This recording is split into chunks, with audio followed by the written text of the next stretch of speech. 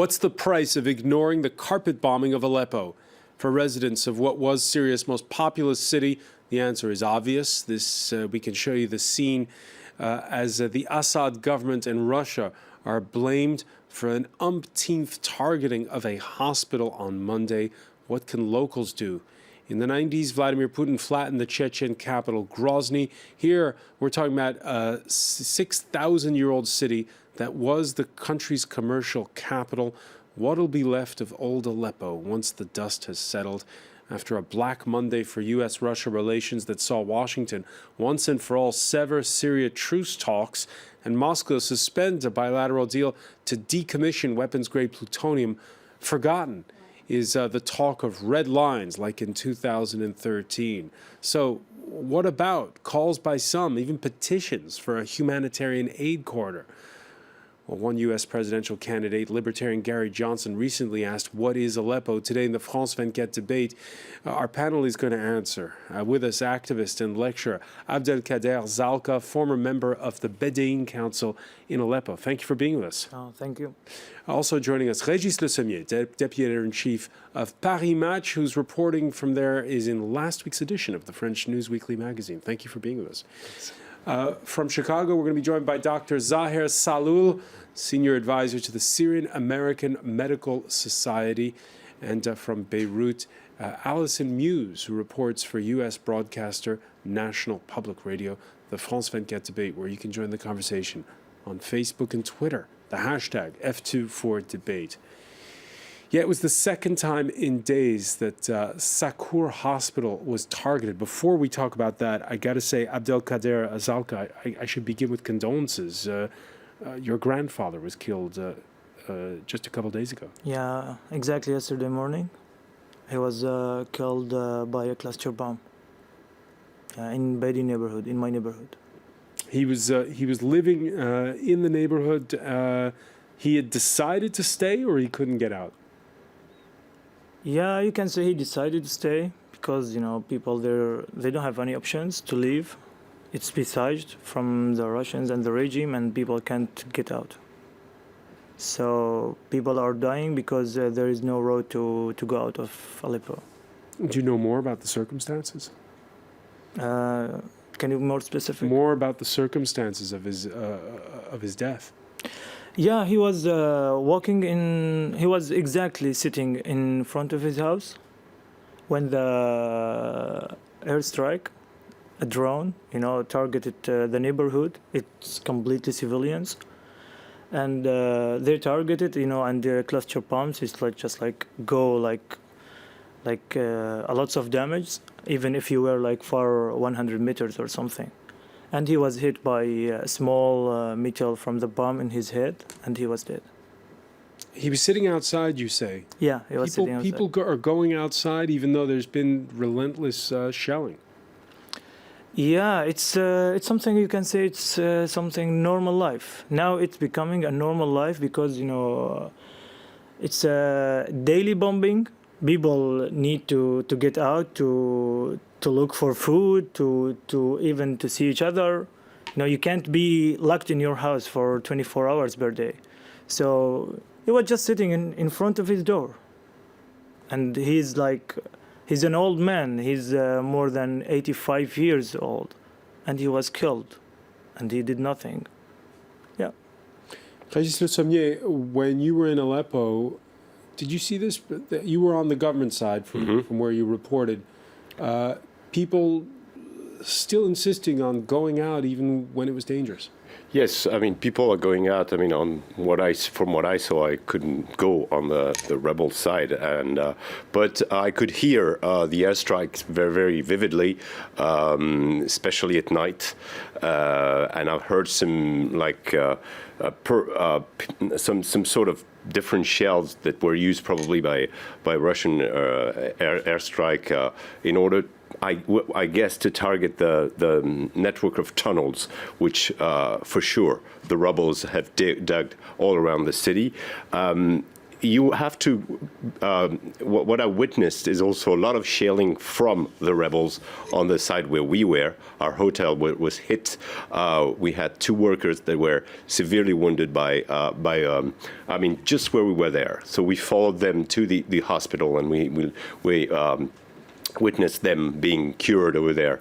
So it's a situation where everybody in this city, but I must say that, right now, the situation on the eastern side is of course a lot.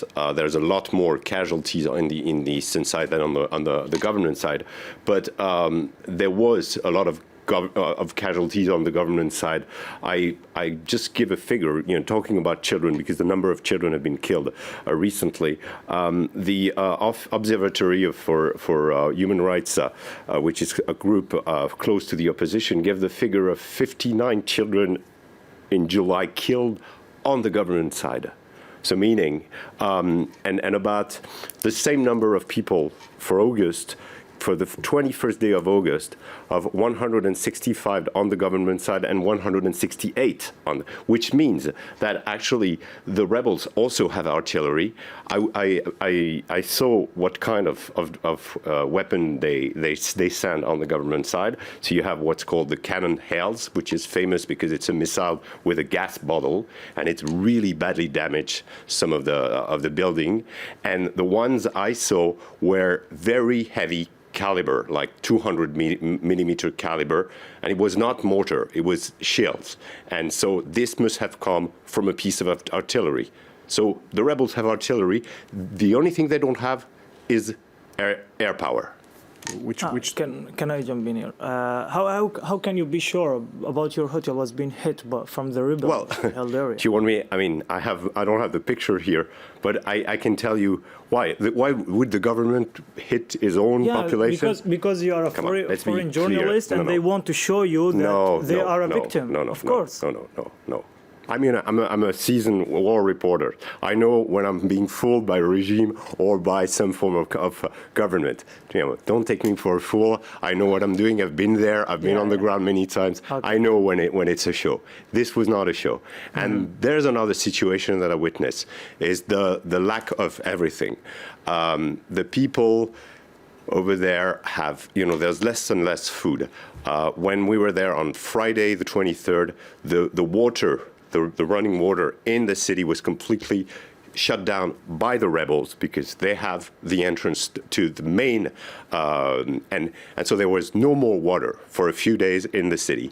Now I believe the water has returned, but so it's constant, and the people, you cannot deny that they're suffering on both sides, and it has been going on for quite a while now. The airstrike is a different element. I don't deny that. I don't deny that the eastern part is really targeted. And I can tell you, we couldn't sleep at night. Let's show our viewers this. Let's show our viewers this because just to get a sense, Aleppo was the commercial capital of Syria before the war. Population 2.1 million. Now it's estimated that it's 250,000 people who live there. The rebels, as Régis Le Sommier said, reduced to an enclave that's in the eastern part of the city. And we could just tell you the latest from the AFP correspondent still in Aleppo, the French news agency. Fierce bombardment also on the southern edges of the city that could be heard throughout the night, although it was quieter by dawn. And there you see a map showing the areas around the city of Aleppo. Let me ask Dr. Zahir Salul, and by the way, thank you for being with us from Chicago. We were talking at the outset about that hospital being targeted, Sakur Hospital, on Monday. What's the latest you've heard? I mean, this is the same hospital that I spent my last medical mission in a couple of months ago. It is an underground hospital. It is the major trauma center in eastern Aleppo. It performs about 4,000 life-saving surgeries every year. Just a few days ago, when the bombing was the worst in Aleppo, it received 180 patients, and surgeons took care of them. This is the same hospital that took care of Umran, the child that everyone knows. And unfortunately, in the last week, was bombed 3 times in 3 different days. And the Syrian regime and the Russian have used barrel bombs, they have used cluster bombs, incendiary bombs, and yesterday they completely destroyed the hospital. They used this vacuum Is it missile. near a sensitive target, or was it the only thing they could have been hitting? I think they've been hitting all hospitals, but this hospital is in a neighborhood that is the closest to the northeastern part of the city. That's where many of the activities and the front lines fought between the opposition and the militias of the regime. So I think that's why maybe it's strategic. But most of the victims when I was there were civilians. I mean, these are the civilians who are living in these neighborhoods in eastern city of Aleppo, which is the most poor neighborhoods in the city even before the crisis. And when we're talking about the eastern part of the city, it is not really an enclave. It is a large area of the city. It's multiple neighborhoods. It's about 300,000 right now, from 1.5 million before the crisis. Both sides are actually equal in almost equal in size. Both That's sides, correct. in geographical size. Zahir Salou, have you been able to speak to doctors this Tuesday, and how many are actually left in Aleppo? Yeah, I spoke with one of the nurses who worked in M10 hospital, and he was very desperate. I mean, this is the first time I hear these heroes, basically. These are not, normal doctors and nurses. These are people who are very unique, who continue to work now continuously without any interruption, without any break for the past 2 months, dealing with very severe injuries among civilians, heartbreaking to us. I mean, I'm a critical care specialist, but I don't fathom myself dealing with this situation with very minimal resources. I mean, they're running out of IV fluid, with IV antibiotics, with anesthesia medicine. One of the OB-GYN specialists, she's the only female doctor who's left there. She told me that she's using home threads to suture the patients with C-section instead of the surgical sutures because they run out of sutures. And they don't expect to sustain this level of work in the next few weeks if the siege continued. Right now, there are only 4 hospitals that are running in eastern Aleppo, and the number of victims is continue to increase, and many of the victims are waiting for death on life support if they're not evacuated. Alison Musa, you've reported on the Syria conflict now for 4 years. What have you been able to piece together regarding the latest fighting? Well, we had the U.S. and Russian-backed truce that was aimed at kind of building a ceasefire and building upon that closer cooperation, coordination between the U.S. and Russia. That has not happened. In the past couple months, we've seen the regime forces and their allies able to enforce a siege on the opposition-held districts. Then we saw the opposition forces with a former al-Qaeda affiliate succeed in breaking that siege briefly. And then the government forces and their allies were able to reinforce that siege again on the opposition side.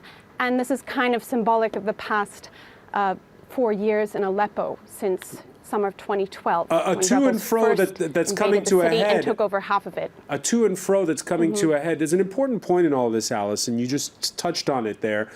Who exactly are the rebels? Well, you have various rebel factions. From the beginning in the uprising, you had people who defected from the government army.